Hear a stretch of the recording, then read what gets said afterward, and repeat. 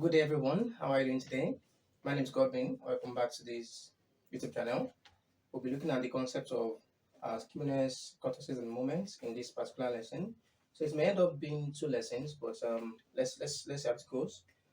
So skewness and kurtosis. That's where we're going to start from. So skewness and kurtosis are measures that describe the symmetry or the height or tail of a particular distribution. So I've brought two things together anyways, but we are going to start our discussion with skewness, and then we look at moments and kurtosis later.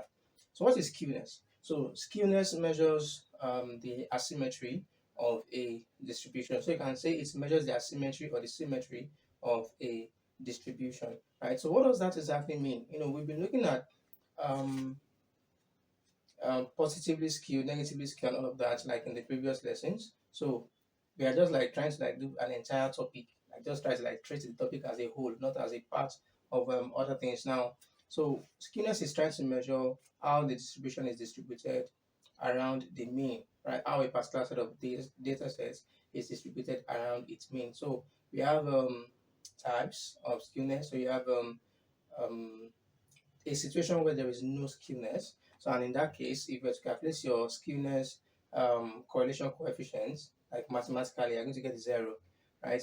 So that's using Pearson's correlation coefficient. So there is the first Pearson correlation coefficient of skewness, and there is the second Pearson correlation coefficient of skewness. Now I'm saying correlation coefficient. Sorry. So there's Pearson's first coefficient of skewness, right? And Pearson's second coefficient of skewness. So if we calculate this and then they give us a zero, then that means that distribution has no skewness, and then distribution is like a bell, right? So we are not strange to these things. So when you have a distribution that is just like this, it's like a bell, right? So our correlation, our coefficient for skewness, right, is going to be equal to zero. So and then, like I said, we've discussed this thing before, and then we also have positive skewness, right, where the tail of the distribution is extended towards the right. So I'm going to have a positive skewness here. So when the tail of the distribution is extended towards the right. So in this case, it's just like like a number line. So towards the right of the number line, right? And then for negative skewness, it is just the reverse of this. Negative skewness is just going to be something like this. So you have the tail here more, right? Something like that. So the tail is towards the left for negative skewness.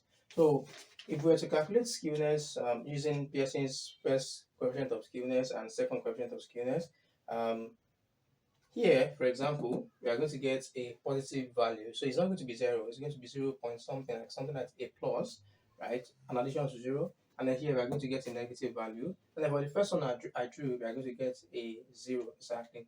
And then I established in the previous lessons that if a function is normally distributed, right, it means that there is no skewness. So skewness is zero, and then that means that the mean of that distribution is equal to the mode, and as well equal to the median, right? But for others, you have the mode. So the mode is first, followed by the median and then the mean. So you have, for example, here. So this is the highest number. So mode is going to be a number with not highest number necessarily, number with the highest frequency, and then we are going to have median follows, and then the mean, follows. So for this one too, so you have the mode, then median follows, and the mean follows, right? So in all of those cases, we have skewness. So there are different measures of measuring skewness. So I've written three here. So we can use Pearson's coefficient of skewness. The reason why I'm mixing up coefficient of skewness and I keep measuring correlation is that there's also a Pearson correlation coefficient, right? So which is going to be discussed in later lessons. So I apologize for that. Anyways, so what is the Pearson's first coefficient of skewness? So this is the formula: mean minus mode divided by the standard deviation. So let's say like sample standard deviation. I've told not to really worry about those things. Then we have the Pearson second coefficient of skewness, so which is 3 into bracket the mean minus the median divided by the standard deviation. So these are two Pearson coefficient of skewness. And then we have number two. So we are going to have an example on this and this. As and we are not having an example on this, in this particular lesson. At least you can calculate quartiles, on your own. So you can figure this out on your own. So we have the quartile coefficient of skewness. So Q3 is actually Q3 minus Q2, right? Then minus Q2 minus Q1 like this. Q2 minus Q1 divided by Q3 minus Q1. All right, so you remember that Q3 minus Q1 is your interquartile range, right? So Q3 minus Q2 first, minus Q2 minus Q1. So when we open out this, so we're going to be having Q3 minus Q2 minus Q2, that's minus 2Q2. Then we're going to having plus, this is, where is it? Uh, So yeah, so minus Q1, so that is going to become a plus Q1, right? So if you extend that, right, to the 10/90th percentile, so remember that under quartiles, we have four quartiles, right? So Q3 minus Q1, that is Q3 the quartile before the last one, then Q1 the very first quartile, right? So if you extend that logic into percentiles, the first percent, not first, right, but the one I talk about first. So we are 10th percentile, 20th, whatever. So the Q3 here, right, is analogous to the P90 in this place, and then the Q1 here is analogous to the P10 for percentiles. So if you want to express this whole thing in terms of percentiles, so I don't want to like write how I got this using this method again, but for this it will be P90, all right, minus um what am I Q2, that's P90 minus P50, right? P50 is the median using percentile. So this would have been P90 minus P50, then minus open brackets P50, then minus P10. So if you do that, you're also going to get this. So I guess we can even use this house too, right? So just switch all of this. We are still going to get the same answers, right? So that's that. Let's now look at an example of a question where we can apply the Pearson coefficient of skewness, the first and second coefficient of skewness, to test how skewed a particular distribution is. So I've written the formula out again for the two of them. So of course we know what x means, which is the mean, s is standard deviation. So that's that. So example, find the Pearson's first and second coefficient of skewness of the salaries of certain employees, given the mean salary of $279.76, the median salary of $279.06, and the most common salary, which is of course the modal salary, of $275.5, with a standard deviation of $15.60. Right. So how do we go about our solution? For the first, you can see it's everything has been made easy. Right. For the first, the mean, I think the mean was given first, so which is 279.76. We have 279.76 minus the mode, the most common salary of 275.5, everything divided by standard deviation of 15.60. So when we're done, 279 point blah blah blah. So we have 0.1448. So you can do the calculation. Alright, so our answer, so our coefficient is approximately 0.14. So what does this mean? This distribution is positively skewed, right? So that's that. Now for B, 3 into bracket mean minus median. So 3 into brackets mean 279.76 minus the median salary of 279.06, 279.06, close the brackets, divided by 15.60. So 279.76 minus 279.06, that should be 0.7. 3 times 0.7 should be 2.1. So we have 2.1 divided by 15.60, and that's also going to give us all of this is equal to 3 into brackets 279 0.7, right, divided by 15.6, and then our answer is approximately 0.13.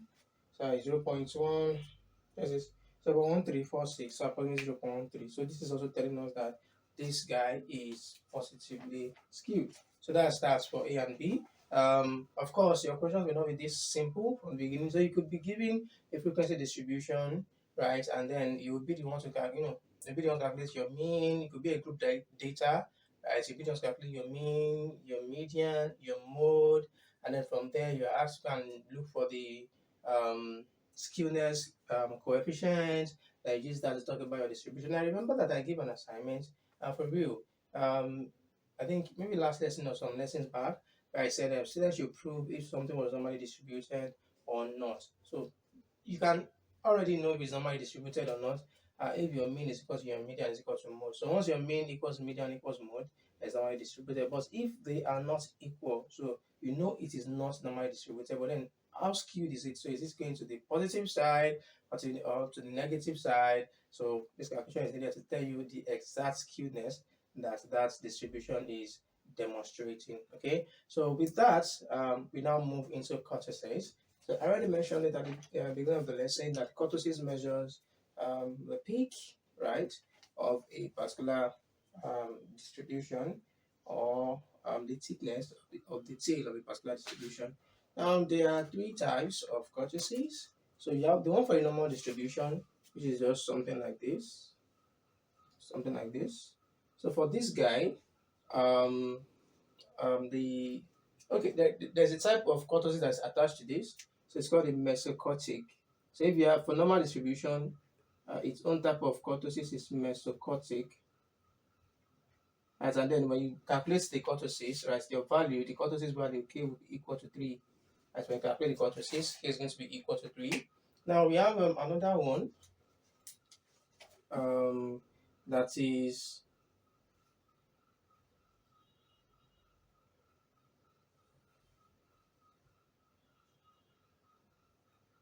okay. So this guy is another type of kurtosis, so that is called leptokurtic. So a distribution leptokurtic with a kurtosis that is more than that of the normal distribution is called a leptokurtic distribution. So for this, our kurtosis coefficient k is greater than 3, right? And then there is a final one, which is the one that is just under this person. So for this, have I drawn? Should have been using 3 markers though.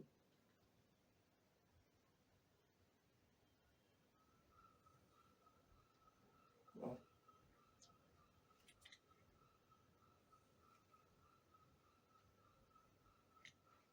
It looks as if it has more than one mode.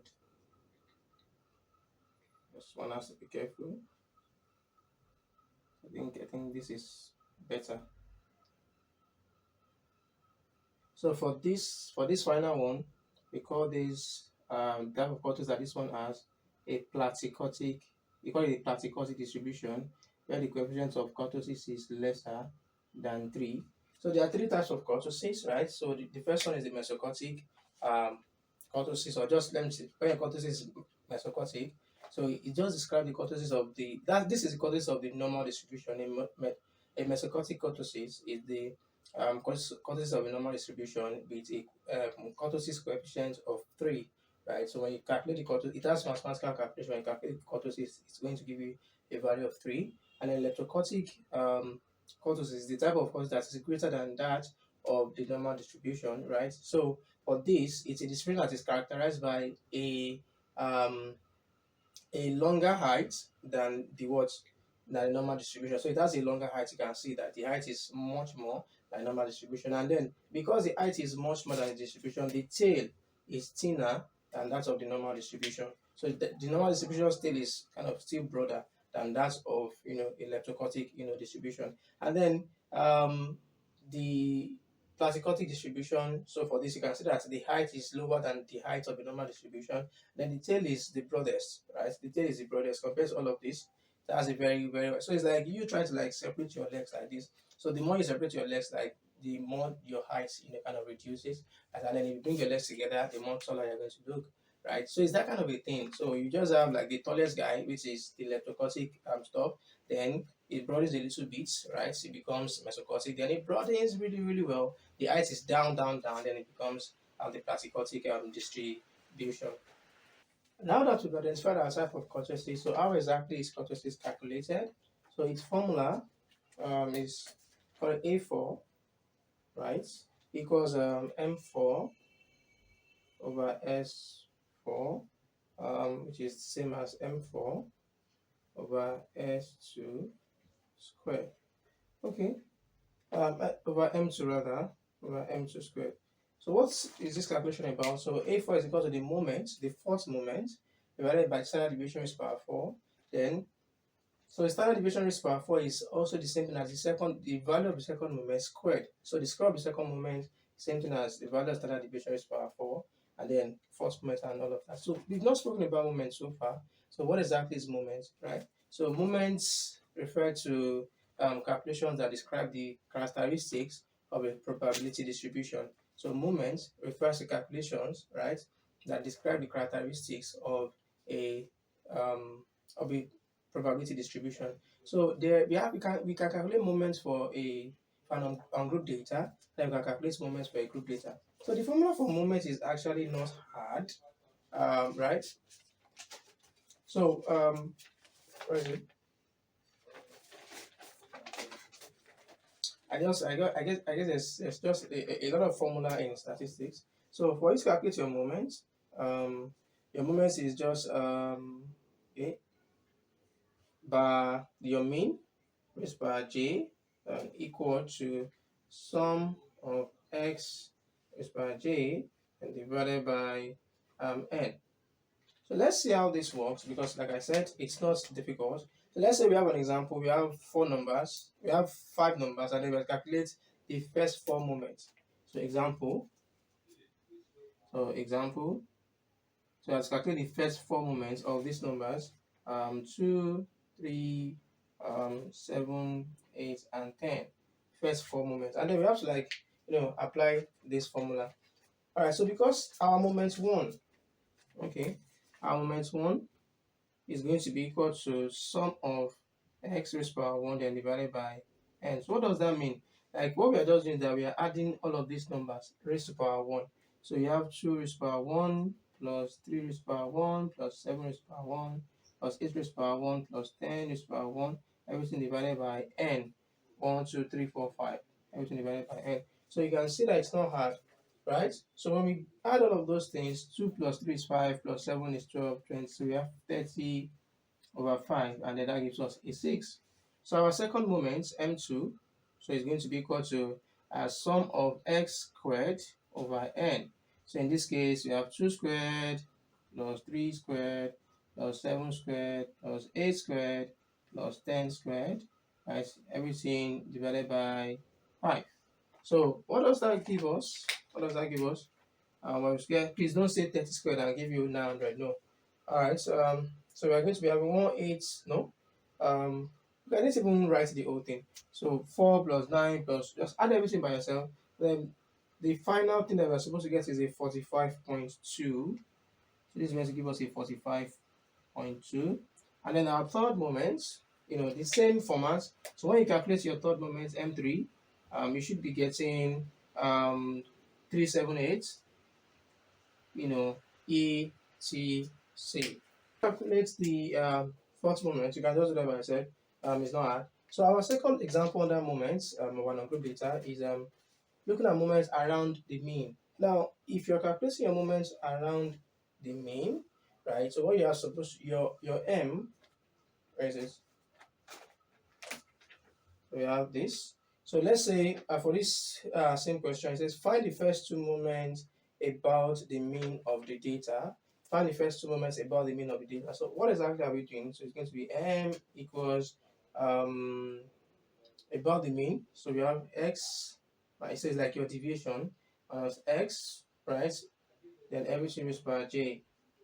So that's what we're going to be doing. So in this place, instead of this to be sum of x, just sum of x, it's going to be sum of x minus by x raised by j, which is not a difficult thing. So our moment m1 is now going to be this guy was our x, right? This is same as our x. first moment is same as our bar x in this case, so which is 6, right? Because this is the same method to calculate your mean. So our first moment is equal to our mean, really. So we are going to be having 2 minus 6. Since we are looking for first moment raised power 1 plus, let me just erase this place. So yeah, we're going to have 2 minus 6 raised power 1 into bracket. Oh shit, I raised all the values. 3 minus 6 raised power 1 plus 7 minus 6 raised power 1 plus 8 minus 6 raised power 1, then plus 10 minus 6 raised power 1. So everything is going to be divided by 5. You're going to be divided by 5. So in that case, M1, when you're done, minus 4, minus 3, minus 4 plus minus 3, that's minus 7, minus 7 plus 1, minus 6 plus 2, that's minus 4, minus 4 plus 4, is that 0? For real? Okay, so 0. So M1 is 0, so 0 by 5, which is equal to 0. Now M2, the same way.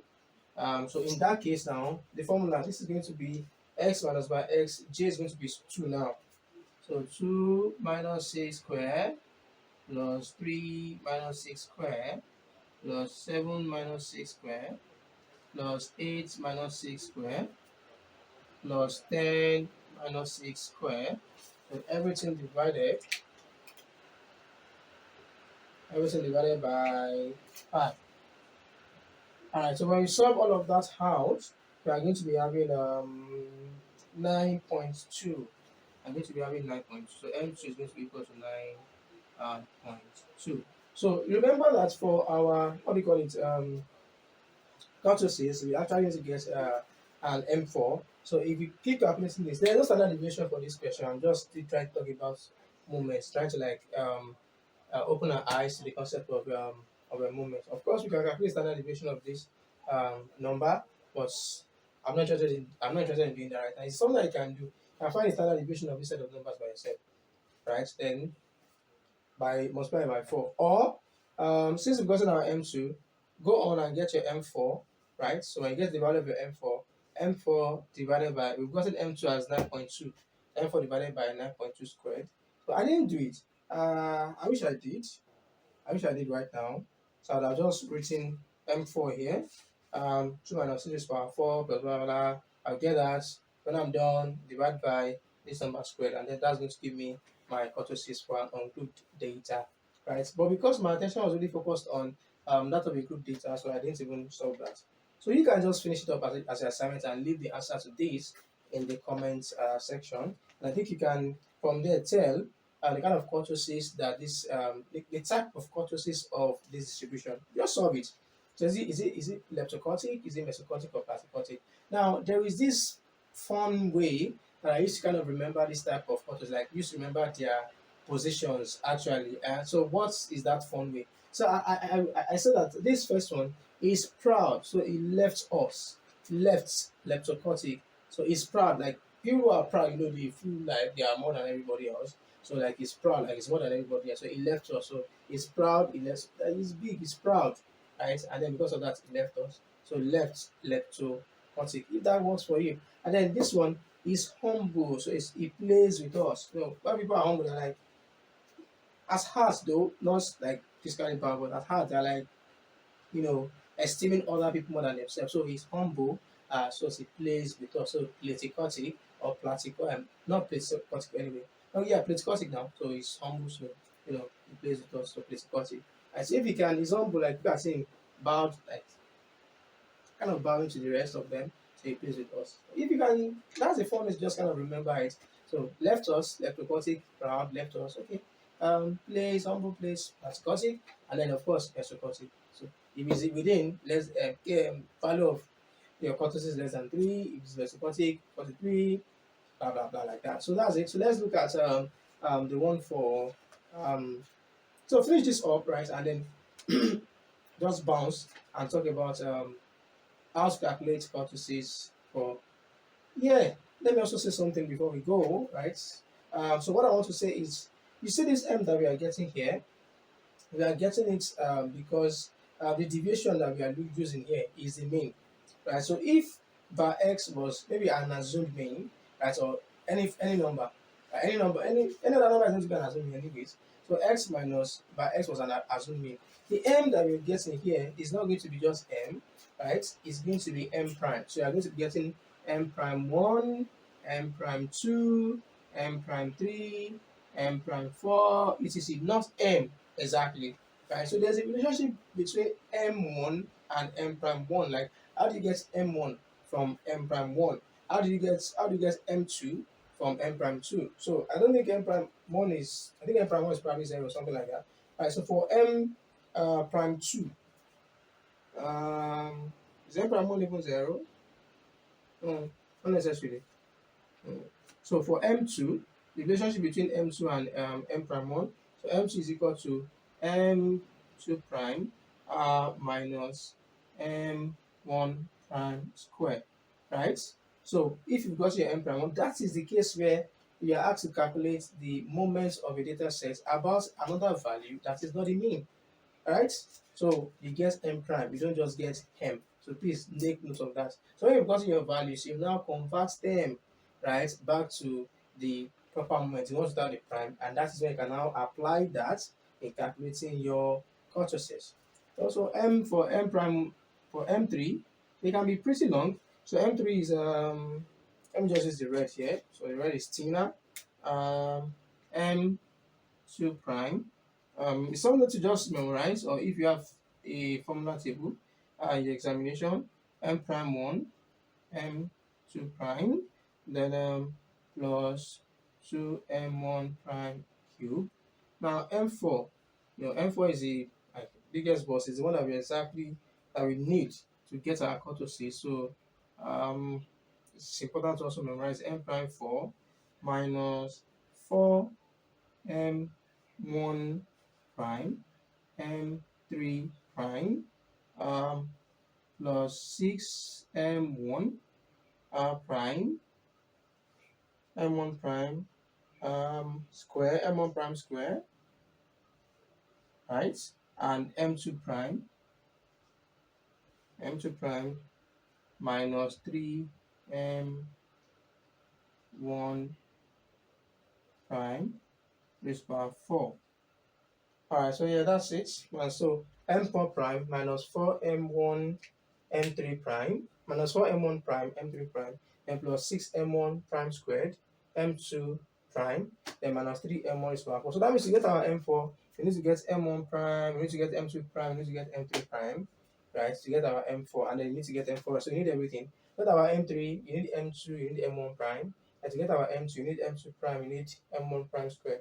So yeah, I think it is important to know that before we continue. That is when you're giving, when you're to calculate a moment and you're giving an assumed mean, right? An assumed mean. So what you're doing is x minus a. Do you understand? X minus a, you solve it, but what you'll be getting is the prime, prime, prime, and then use this relation that have been established here to now get the corresponding moment, like the true moment of what you are doing. So I think you just add that up. No, don't let me give you any assumed mean, or maybe we should, right? The first one was for you to like finish this up, get your M4. Yeah, I think it's okay. Get your M4, then solve for your kurtosis. Then the second assignment would then be that with an assuming of 5.